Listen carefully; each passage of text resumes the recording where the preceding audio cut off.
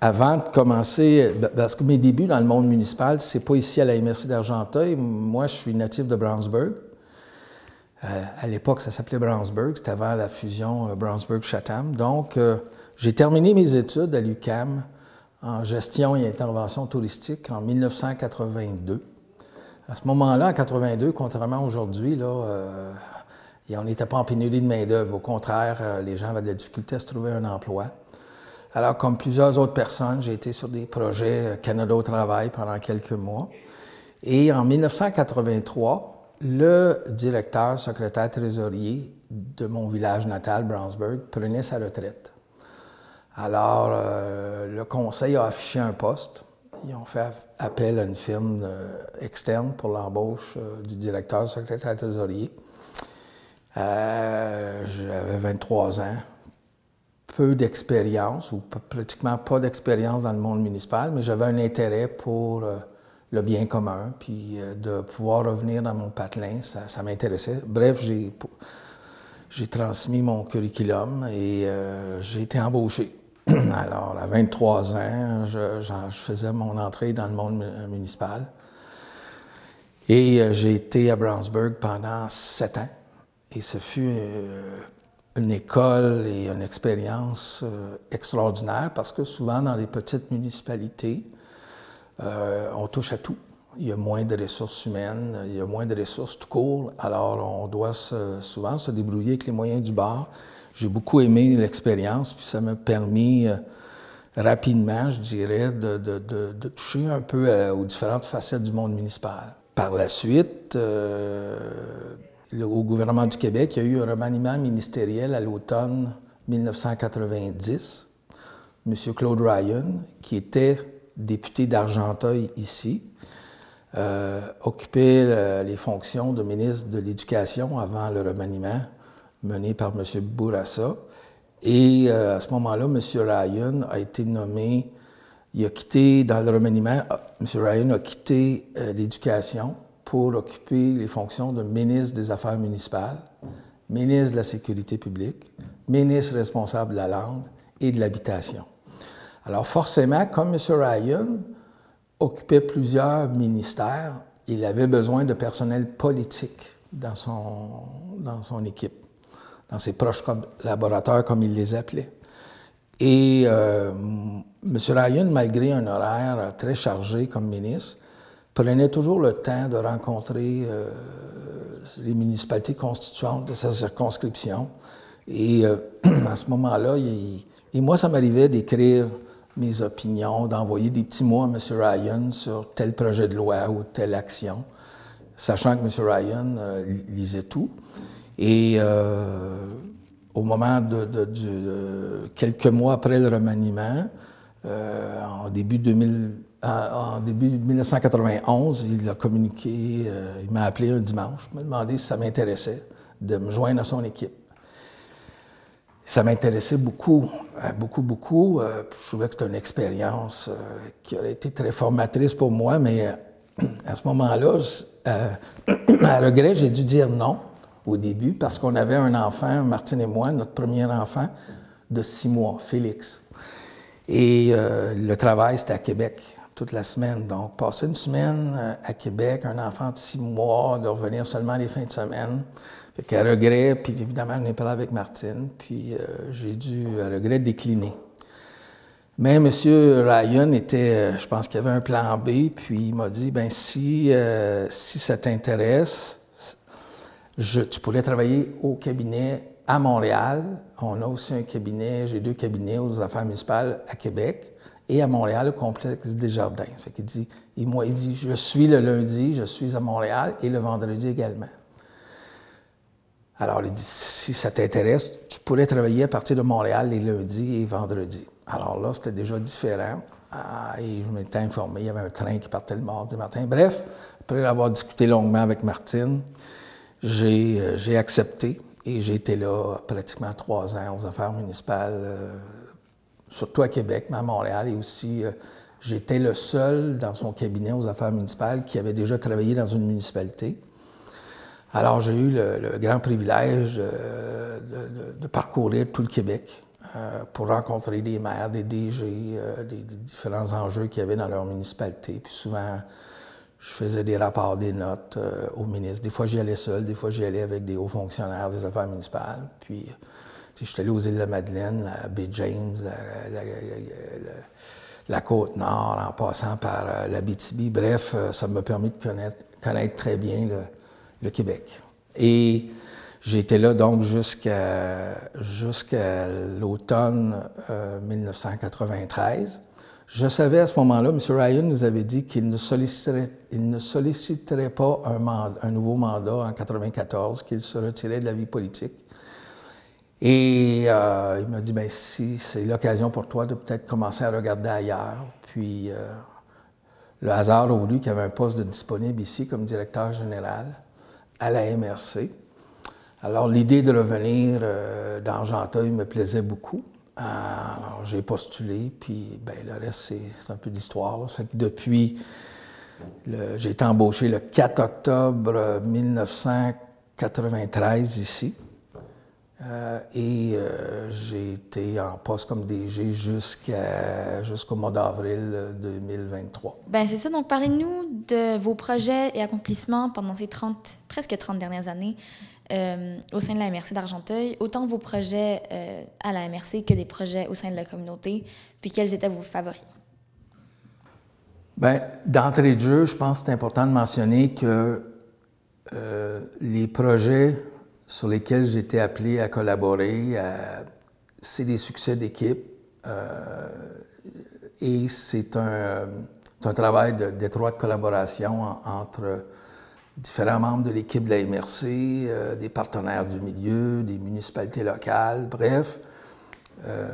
J'ai énormément de difficultés à m'approprier ces succès-là parce que c'est des succès collectifs. Puis je pense dans mon rôle de directeur général de la MRC, c'était aussi je voyais mon rôle comme essayer d'identifier des projets qui pouvaient être structurants, porteurs, rassembleurs, et qui pouvaient, et souvent, pour moi, c'était très important, accessible à tous, à toutes les souches, à toutes les classes de la population. Alors, c'est sûr qu'il y a plusieurs projets, mais c'est des succès qui rejaillissent sur l'ensemble de l'équipe et sur la collectivité, mais je dirais les projets qui, je pense à la véloroute d'Argenteuil, où on enregistre plus de 100 000 passages par année. Je pense qu'un projet connaît du succès lorsqu'il est accessible à tout le monde. Et c'est le cas de la véloroute. Les adeptes de vélo, mais aussi de marche, de course à pied, les personnes âgées, les personnes à mobilité réduite, personnes handicapées, les amateurs d'ornithologie, les campeurs au camping de Brownsburg-Chatham ou à Saint-André, des touristes, des gens de passage. Je pense qu'on soit bien nanti ou défavorisé, c'est accessible à tout le monde et je pense que c'est ça qui fait le succès de la véloroute. Premièrement, c'est dans un environnement qui est extraordinaire. Les terrains appartiennent au monde municipal, donc ils ne seront jamais vendus à d'autres fins. Il y a une forêt mature, donc ça contribue non seulement à la pratique de l'activité physique, créer des environnements favorables aux saines habitudes de vie, mais c'est une bonne façon de lutter aussi contre les changements climatiques puis les gaz à effet de serre avec les forêts matures qu'on a. Nous, on avait seulement qu'un tronçon qui était désaffecté, donc qui était ce qu'on appelle en site propre, non partagé avec les automobilistes. Fait qu'on s'est dit, il faudrait peut-être y trouver un cachet spectaculaire, une signature propre. Et c'est là que l'idée est venue de faire une passerelle suspendue au-dessus de la rivière du Nord, une passerelle qui est 63 mètres de long, c'est quand même substantiel. Et là,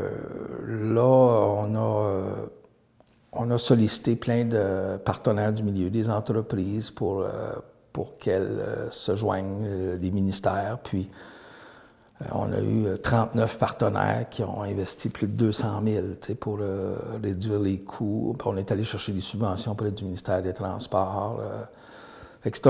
C'était un beau travail d'équipe. Et aujourd'hui, ben, c'est un équipement, c'est un plateau de plein air pour lequel il n'y a aucune dette, 100% payé. Et je dirais que c'est un des fleurons qu'on a, puis qui met en valeur la rivière du Nord, qui met en valeur la rivière des Outaouais, la richesse faunique, la richesse florale. La gare de la Chute aussi, c'est un projet important dans le sens qu'il y avait une menace réelle de démolition de ce joyau patrimonial-là.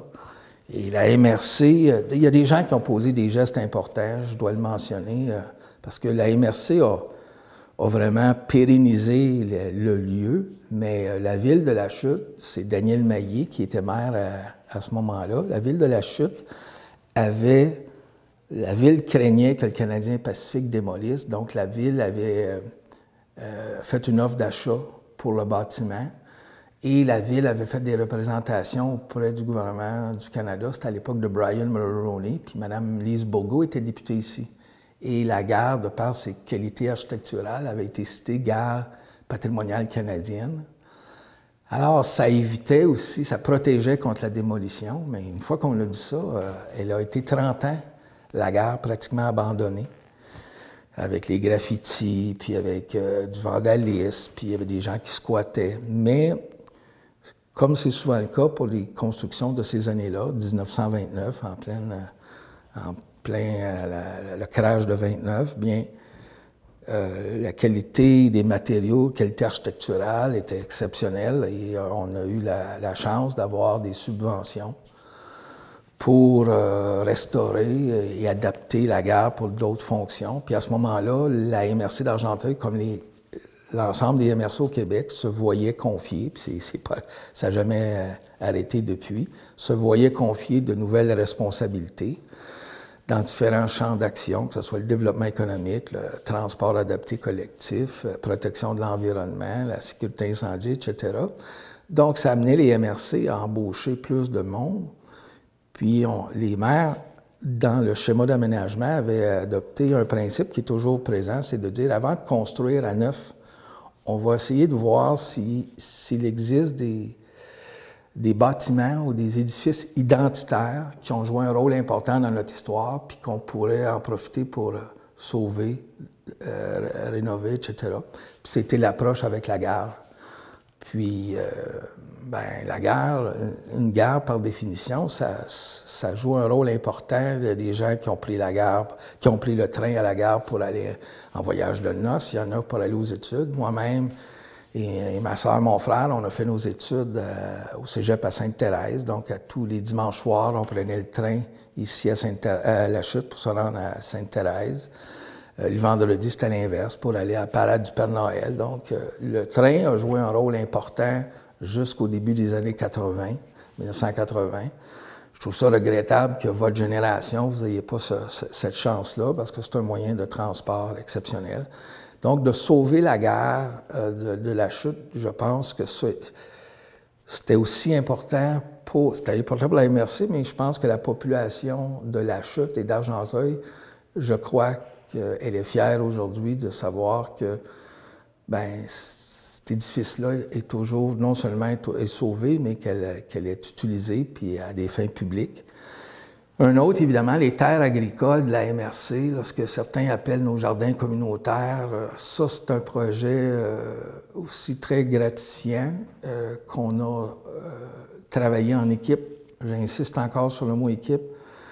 Une personne seule n'aurait jamais pu mener ce projet-là à terme, mais j'ai toujours eu la chance d'avoir des gens dans l'équipe dévoués, et une équipe multidisciplinaire avec différentes expertises. Donc, ce sont ces gens-là qui m'ont épaulé. On est allé chercher des subventions et on a mis en valeur ces terres-là à des fins sociales, communautaires, pour répondre à un besoin de base de l'humain, de manger. Et donc, c'était clair au début que 100%, dès le départ, que 100% de la production irait à des fins, des enjeux de sécurité alimentaire. C'est toujours le cas, mais on a ajouté au fil des ans le volet réinsertion sociale, un volet social. Il y a toutes sortes de gens qui ont joué un rôle extraordinaire. Je pense entre autres à René-Claude Bergeron, je pense à Jonathan Palardy. On a une très belle relève aujourd'hui avec Mme Jutra. Bref, c'est des projets qui ont une pérennité et qui continuent dans le temps puis qui répondent à un besoin des gens qui ont eu moins de chance dans la vie que moi et d'autres. Donc, c'est important de toujours avoir ça en tête, qu'on travaille pour le bien commun. Là, je vous ai parlé de 3 projets, mais quand les gens me demandent ma plus grande satisfaction sur l'ensemble des années, c'est l'équipe. Moi, j'ai eu Quand je suis arrivé à la MRC, il y avait 5 employés, j'étais le 6e. Et quand j'ai quitté la direction générale, le 12 avril dernier, on était plus de 50, je pense qu'on était 53. Ça s'explique par des responsabilités grandissantes que le gouvernement du Québec confie, comme je disais tantôt, à l'ensemble des MRC du Québec, et aussi au rôle de coopérative de services que la MRC joue depuis plusieurs années. On a des municipalités de taille très variée et souvent nos municipalités n'ont pas l'expertise, par exemple, en génie forestier, en informatique, en génie civil, alors en art, culture, patrimoine. Donc, avec les années, les maires ont dit, bon, ça serait fun, ça serait pertinent qu'on se regroupe sous l'égide de la MRC pour avoir des ressources dédiées à épauler nos municipalités locales. Fait qu'on a des hommes, des femmes dans vingtaine jusque dans soixantaine dévoués. On a Mme Tardif-José qui, au 1er juillet, fêtait ses 40 ans d'ancienneté ici à la MRC comme directrice des finances. J'ai eu la chance de participer pratiquement à l'embauche de tous ces gens-là, des gens de cœur, des gens dévoués, des gens impliqués dans la communauté aussi, puis des gens qui ont un sens du devoir et de l'engagement hors du commun. Fait que ça, ma plus grande fierté n'est pas dans un projet, elle est d'abord face aux gens avec qui j'ai eu le privilège de travailler toutes ces années comme DG. En dehors de vos fonctions à la MRC, vous avez aussi été cofondateur du Bureau du cinéma, maintenant appelé Film Laurentide, cofondateur des Bons Déjeuners d'Argenteuil et membre fondateur de la Fondation de l'Hôpital d'Argenteuil aussi. Qu'est-ce qui vous avait poussé à partir ces projets-là, ces initiatives-là, en dehors de vos fonctions de projets que vous faisiez déjà en faveur de la communauté? J'avais remarqué, puis M. Ryan, comme député d'Argenteuil, comme ministre, j'avais aussi la chance souvent de revenir avec lui de Québec dans la voiture gouvernementale. Fait que j'ai eu, en plus de connaître le ministre, j'ai découvert l'homme. Et ce que la population, et même les gens d'Argenteuil ont surtout connu le député, le ministre, mais j'ai connu l'homme de cœur, un homme exceptionnel. Puis M. Ryan me disait souvent, les gens qui font la différence dans la société, c'est souvent des gens qui ne se limitent pas à leur description de tâches, ou juste à leur travail. C'est déjà beaucoup d'accomplir son travail. Mais il disait souvent, tu remarqueras, Marc, les gens qui s'impliquent en dehors de leur responsabilité professionnelle, ça contribue à faire une différence. Puis ça m'avait marqué. Puis c'est peut-être un élément qui m'a fait, qui a fait en sorte que je me suis investi. Il faut aussi mentionner qu'au niveau du bénévolat, je parle, puis chez nous, on a grandi, ma soeur, mon frère puis moi, avec un peu cette approche-là, notamment mon père. Mon père a été longtemps porte-parole de la Croix-Rouge à Brownsburg, Centraide. Il était président du Brownsburg Community Ring bien avant l'aréna de Brownsburg, quand c'était tenu par des bénévoles. Fait que l'engagement, ça a toujours été important dans la famille. D'ailleurs, mon père a reçu la médaille du lieutenant-gouverneur pour son implication là, Alors, bref, tous ces références-là, mon père, M. Ryan, c'est un peu ce qui m'a motivé puis à m'investir. Puis je disais, dans mes fonctions de DG de la MRC, je pense que c'est important que je donne l'exemple, que je m'implique également. Souvent dans la société, une société sans bénévolat ne peut pas être aussi riche qu'une société qui met le bénévolat de côté ou qui ne le valorise pas. Bref, c'est ce qui m'a amené à cofonder le bureau du cinéma sans savoir vraiment tout le chemin, le scénario rêvé qu'on a connu. On ne le savait pas à l'époque. Fondation de l'hôpital, je trouvais aussi important. On a un hôpital, on est chanceux d'avoir un hôpital d'Argenteuil. Puis je trouvais que c'était important de m'impliquer pour que les gens, finalement, pour que les gens adhèrent à la Fondation, qui souscrivent et qui soient généreux à l'égard de la Fondation. Parce que l'hôpital d'Argenteuil, là aussi, là, c'est pas l'hôpital c'est l'hôpital de la population. C'est important qu'on l'encourage et qu'on la supporte. Et les bons déjeuners d'Argenteuil, bien, là aussi, on savait qu'il y avait des jeunes qui ne mangeaient pas. C'était le cas à l'époque, ça l'est encore aujourd'hui, qu'il y a des jeunes qui ne mangent pas 3 repas par jour. Et souvent, on dit que le déjeuner, c'est le repas le plus important. Puis, dans un contexte de persévérance scolaire, bien, arriver à l'école un estomac vide, c'est pas l'idéal, loin de là. Alors, avec d'autres gens, avec Jacques Hébert, avec Serge Leroux, on s'est réunis, puis on a dit, allons, est-ce qu'on pourrait, au lieu d'avoir... Parce qu'à l'époque, il y avait le club des petits déjeuners, mais il y avait seulement 3 écoles qui se qualifiaient. Puis nous, on a dit, ce qu'on veut, c'est offrir le service, non pas juste à 3 écoles, mais on aimerait l'offrir à toutes nos écoles primaires, francophones et anglophones, sur l'ensemble du territoire. Et c'est comme ça qu'on a créé un conseil d'administration très représentatif et dynamique et qu'on a fait des levées de fonds, mais surtout on a identifié des partenaires. Puis bon an, mal an, on allait chercher près de 50 000 $ dans la communauté.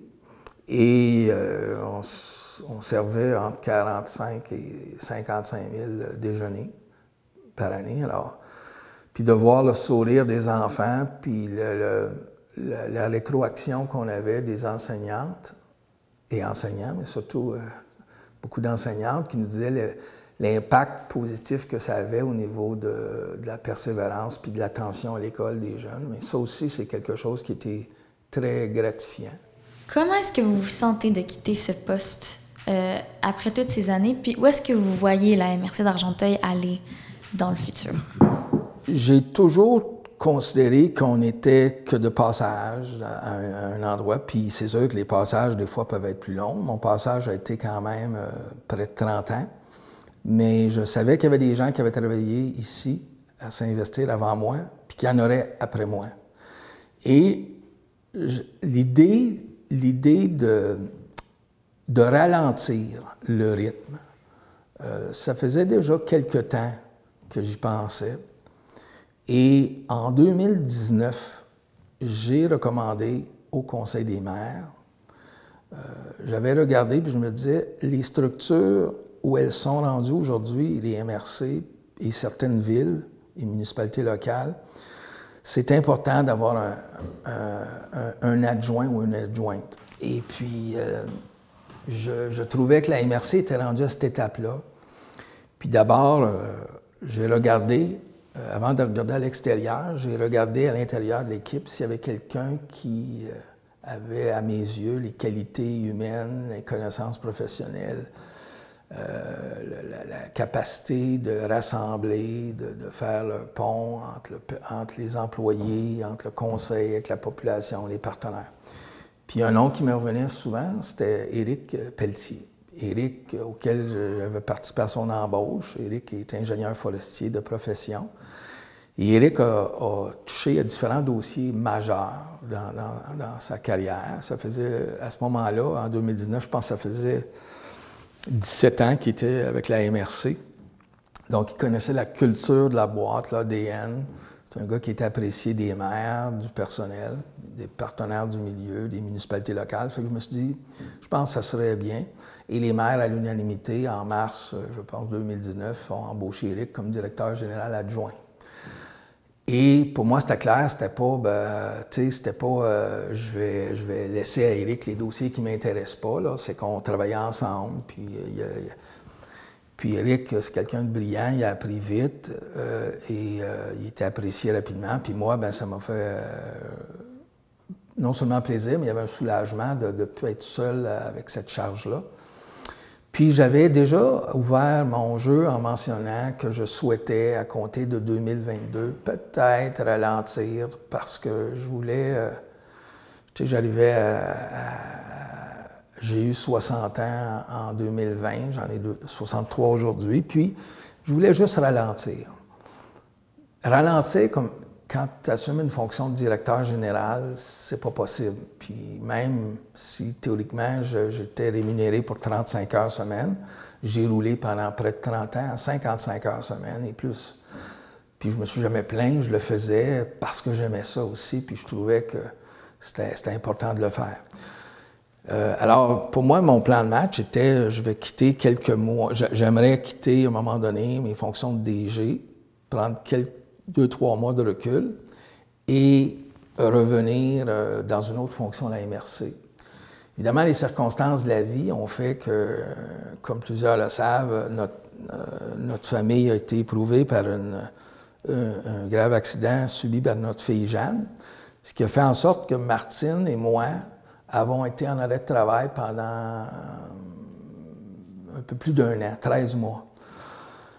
Alors, les circonstances de la vie ont fait que j'étais un peu beaucoup hors circuit, mais je gardais le contact avec le personnel, puis le personnel, j'ouvre une parenthèse, tout le monde ici à la MRC, c'est la même chose, l'employeur de Martine, tout le monde était extrêmement bienveillant, puis beaucoup d'empathie pour l'épreuve qu'on traversait. Puis on a eu énormément de support de nos employeurs respectifs, de nos collègues de travail et de la communauté tout entière.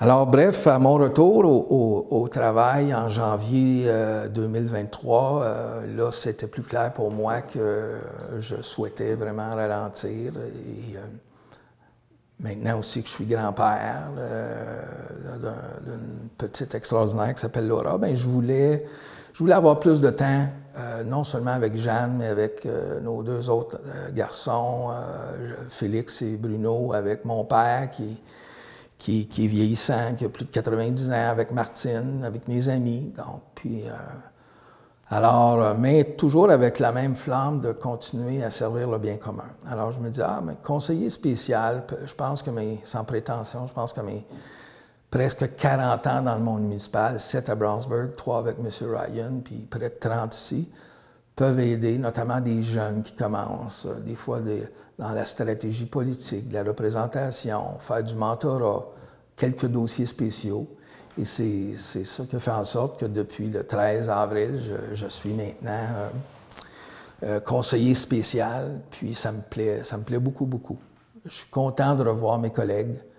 Je les appelle mes collègues. Je pense peut-être, pour certains d'entre eux, ils ont trouvé l'adaptation peut-être plus difficile que moi parce qu'ils étaient habitués que j'étais le patron, bien que je me considérais plus comme un collègue, un gars d'équipe. Mais là, maintenant, là, j'ai plus de temps. Évidemment, je suis moins dans le tourbillon quotidien, que ce soit les ressources humaines, que ce soit les rencontres. Mais ça me permet peut-être de passer plus de temps et de soulager, par exemple, Éric comme directeur général et comme Estelle Bédard comme directrice générale adjointe, qui font un travail extraordinaire, mais qui sont impliqués jusqu'au cou avec des horaires de fou comme j'ai bien connu. Ça me permet, moi, de peut-être passer plus de temps avec les plus jeunes. Il y en a qui ont été embauchés pendant la pandémie, qui ont été en télétravail. Fait que toute la culture de la boîte, l'histoire de la MRC, pourquoi la MRC a posé tel geste en telle année, Bien, sans me vieillir, bien, je deviens, avec José Tardif et d'autres, un peu les repères historiques de la MRC. Puis, j'aime travailler, j'aime partager mes connaissances, mon réseau de contacts, puis travailler. J'apprends beaucoup aussi au contact des plus jeunes de l'organisation. Fait que je suis très serein et reconnaissant de pouvoir continuer à servir le bien commun, la MRC, mais dans d'autres fonctions. Est-ce que vous avez pas des derniers mots, parce que vous êtes pas vous quittez pas complètement la MRC, mais est-ce que vous avez des derniers mots pour la population de la MRC d'Argenteuil, comme un peu un au revoir en tant que DG de la MRC? Bien, j'ai un attachement viscéral à la communauté d'Argenteuil. J'ai confiance et espoir dans le futur.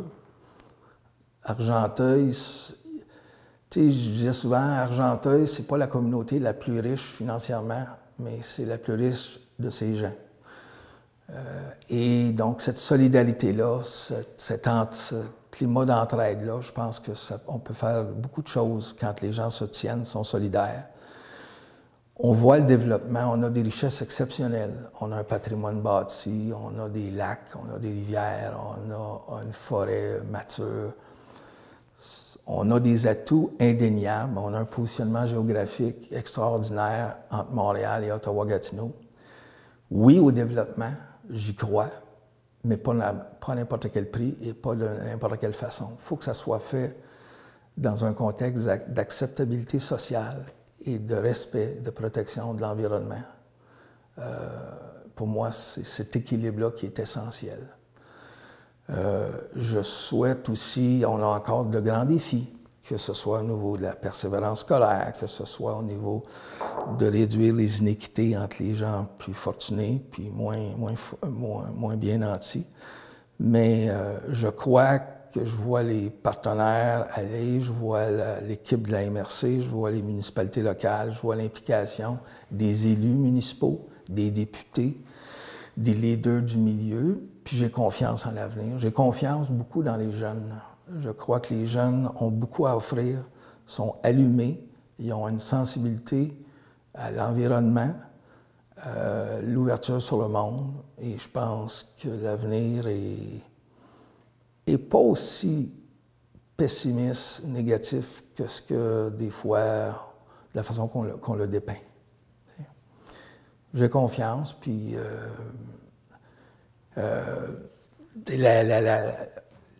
la Terre continue de tourner. Je vais toujours avoir... je pense être conseiller spécial pour quelques années. Puis après ça, on verra, mais la vie continue de tourner quand on n'est pas là. Puis je pense que ce qui est important, c'est de s'assurer qu'il y a une relève.